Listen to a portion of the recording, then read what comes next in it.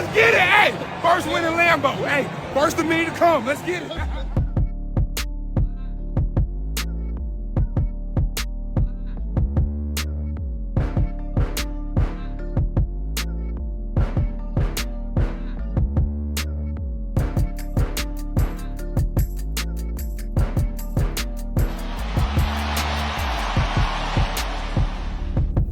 What is packing with you, YouTube? KH TV back again on another Victory Monday. Of course, it feels good to be in the winner's circle when your team go out there and accomplish something like that to give us 11 straight home opening wins. Big team win right there. You know what I'm saying? Like I said, oh my God, I love this hat. This hat right here, man. Yo. Yo, this is this is one of the pristine hats I think I just picked up. We got some more hats coming in too. But yeah, man, this was a great win. Great team effort. We got a chance to see the young guys fight. Now, of course, this game could have went differently if Derek Carr wouldn't have suffered his injury. And of course, if the kicker wouldn't have missed the field goal, then this would be feeling like a different day. But none of that shit happened. And the game went the way it was supposed to go. And we're going to leave it there. Now, I know a lot of you Saints fans thought this was going to be like a easy walk in the park. And for the first 3 quarters, it looked like that. I ain't going to even sit up here in front. It looked like it was a walk in the park, just based off of how the Green Bay Packers was playing the first 3 quarters. But you can never count a team out. And that was one of the biggest things that I think the Green Bay Packers learned from the Falcons loss, was that they got to play 60 minutes of football, especially if you still got a chance to come back down from 17 points. I mean, the defense completely just shut out the whole second half of the offense. We had some opportunities to score in the third quarter, but it didn't turn out that way. But we did what we needed to do to win the game, man. We put the pressure on the Saints. And, of course, now the Saints know that when they kicker get in a position like that, they don't know if he could be reliable. So, I mean, in an environment like that where the crowd is yelling and we got the momentum on our side, you got to tip your hat off to the coaching staff for sticking with what they were running. And, all it took was just a little bit more effort from the guys on offense, because the defense was playing lights out all game. Like I said on the MTC Moving the Chains video with B-Mac, this possibly could have been, a 10, 11 point if we would have, we got the 2-point conversion. If you wipe out that punt return, they only really scored 10 points. You know what I'm saying? But, you got to count in that special teams fuck up. So it is what it is. We win by 1 point, and we get to wake up the next day feeling like we accomplished something from last week, and that's winning the damn football game. So, all the Packer fans should be looking forward to this Thursday night game where we got to get revenge on the 0-16 Lions. They crowning these guys the NFC North Division champs already. And so far, we first place in the division. We number one in the fucking division. We number one in the North. But this game, I cannot wait for this game. I mean, Me and B-Mac won't be able to do, we probably could, but it's probably going to be pre-recorded. I got to talk to him about it. I'm not really up for it, but, I'll see what he want to do.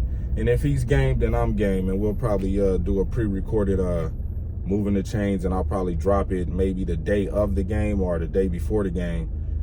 So, just be looking for that. If it happens, it happens. If it don't, it don't. But, right now I'm in a good mood. Shout out to Rashawn Gary, man. Shout out to Rashawn Gary. He looked like he ain't lost a step to me. He looked faster to me. He looked faster to me. And I told y'all when I broke down the game with Bernard, you gotta attack their interior offensive line. That's where they're the most vulnerable at. You gotta attack the left side of their offensive line. And that's where the Green Bay Packers make the most of their opportunities when we playing against teams that like to throw the damn ball. So that's where we win at. And we won without having all of our people out there. No Bakhtiari, no Aaron Jones, no Christian Watson, no Elton Jenkins, who, didn't have him out there, didn't have Jair Alexander. And it just makes perfect sense to me if the Packers did strategically plan it to be like this, for Jair to miss and all those guys to miss so they could be fresh enough for this Thursday night game, because we on a short week. And it'd be nice to open up a can of whoop ass on a 0-16 fucking Lions and then have the rest of the week off. We get to chill at home on Sunday and watch the rest of the riffraff try to win week 4. So Rashawn Gary, Zach Tom, the young guys really stepped up, man. That's what you want to see. That's what the veterans want to see. You know what I mean? They want to see these young guys step up. And when that happens, it gets contagious. Everybody want to step up. Everybody want to contribute. Everybody want to showcase their talent on this defense or on the offense or on the special teams. Of course, we still got a lot of things to clean up, but that's what happens when you're going through a progression, going week to week with a progression, with a young, talented team that's trying to, they growing into who they want to be. You know what I'm saying? What kind of identity they want to set for themselves. And right now, this team got some balls, man. This team has some balls, and they showed that they willing to fight. They showed that we're not gonna let last week shut us down. We're not gonna let 17 points determine the outcome of this game. Jordan Love, his stat line is not gonna look like we want it to look. He's not gonna have the high completion percentage. He's not gonna have the high QBR. You know what I mean? As long as he making plays, that's all that matters. If he making the plays that count, then hey, the W look better than any damn stat line on any stat sheet for any game. As long as you got the W, as long as you getting the W, that's all that matters. It's about putting W's up. So all these people talking about his completion percentage and his quarterback rating, and he has the highest passer rating after 2 games. Like, get the fuck out of here with that. We don't give a damn about that right now. When Jordan Love starts building on his legacy and career, right now he's just getting his feet wet. But once he get out of this first year and he ripped the game, slow down. And then maybe he'll worry about, the individual accolades and individual awards and shit like that. But right now, it's about winning football games and playing team football. You know what I'm saying? So that's a good win for him. It's a great win for Jordan Love to build his confidence. And that's what you want to see from week to week, is if your quarterback that you drafted in the first round is going to be somebody who got the type of mentality who wants to have that winning attitude. And, you know, you got to tip your hat off to Matt LaFleur for keeping his confidence up in Jordan Love, because you see a lot of these young quarterbacks, once they start fucking up a lot, then the head coach just lose interest in them. You know what I'm saying? They just like Zach Wilson. You know what I'm saying? Like, they don't even have confidence in the guy. They don't believe in him. They don't believe in Zach Wilson. It's a few other guys out there like that too. They're going through the same thing Zach Wilson is going through. They not put in winning situations. You know, luckily, Jordan Love got to sit behind a winner, got to sit behind a champion, got to sit behind an MVP, got to sit behind a legendary all-time great Hall of Fame quarterback. And he got to see, he got to watch, he got to, you know, he had a great example. You know what I'm saying? A lot of these teams don't have great examples to follow behind because the organization really not putting in the effort and putting in the time and the duty to find the right coaches who gonna build you a winning team, who's gonna bring winning into the building. So, you know, you gotta give a lot of credit to the previous Green Bay quarterback, winning with a brand new young head coach. You know, showing him what it takes to win, how to win, having a receiver like Davante Adams. You know what I'm saying? That like, okay, this is what winning looks like. This is a winning formula you need. You need these kind of guys on the team to be successful. And the Green Bay Packers, you know, went into the draft doing exactly that, trying to build a winning formula. They had come on, man, what is up with you people driving out here in California, bro? I swear, y'all some idiots. God damn. Yeah, you want to build a winning formula, and you see, you have pieces, examples of pieces of what it takes, you know, what you need to win. And you have an example like Aaron Rodgers, Davante Adams. You got examples like, you know, defensive guys who played high level football like a Preston Smith, and you know, they get with a quarterback like Aaron Rodgers and it just clicks, a winning mentality.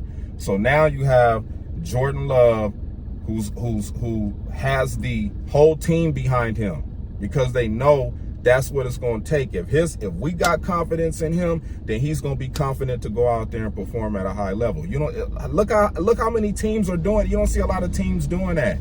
You don't see a lot of teams talking up their quarterback like the Green Bay Packer locker room is talking up Jordan Love. You don't see that. You don't see that. You don't see a team, you know what I'm saying, galvanizing themselves around this guy and just see what he can do. When you got a little bit of time left on the clock. And I said this on Moving the Chains with B-Mac. I need to see a comeback win. And he gave it to me. He showed me. He showed me that he could come back and win games, especially a game like that. So, you know, we're going to take it from week to week. This is his first year, and, you know, it's a lot of excitement in the air, especially for this Thursday night game that I think the NFL kind of conjured up and set up for it to be like this so they can have a big prime time matchup. And I think they're going to do something tricky with the before the 49ers and the Cowboys play. Think something tricky going to happen this Sunday. So, you know, just be looking out for that. The Cardinals going to San Francisco. Never know what kind of game you're going to get. It's a division game.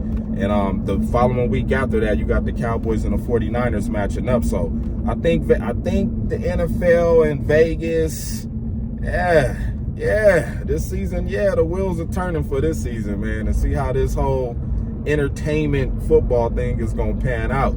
But for the most part, I understand what they're doing with Jordan Love. The Green Bay Packers got to win. The Green Bay Packers got to win. Now, I'm not saying we're going to win the Super Bowl, we're going to win the division, but I think it's in the best interest. God damn it, man. These people can't drive for shit. I think it's in the best interest for the NFL that the Green Bay Packers have a pretty good season. Have a pretty good season. So we're gonna see how this shit turns out. Hopefully we can remain healthy through the process. And yeah, man, we gearing up for Thursday night, and I'm excited for it.